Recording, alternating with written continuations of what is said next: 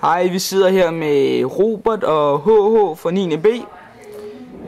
De er kommet her i dag for at få et lille interview.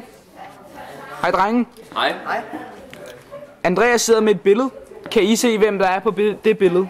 Det er Martin Luther King Jr. Det er lige netop, hvem det er. Jeg skulle lige til at sige det. Det er netop korrekt. Robert går i samme klasse. Nå, ja. Kan I give os et lille udsnit om, hvem han var og hvad han gjorde? Det vil jeg gerne påtage mig. Det var jo ham, der fik en masse rettigheder til de sorte.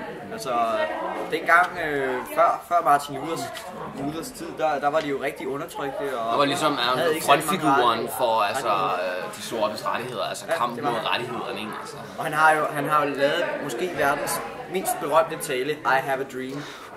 Der kom du med et godt comeback der, må jeg nok sige. Men jamen tak, det var alt drenge, og det ser ud til, at I ved rigtig meget om ham. Det gør det. Vi siger med næste. Farvel. Okay. Skal det være ligesom I må gerne vinke til kameraet.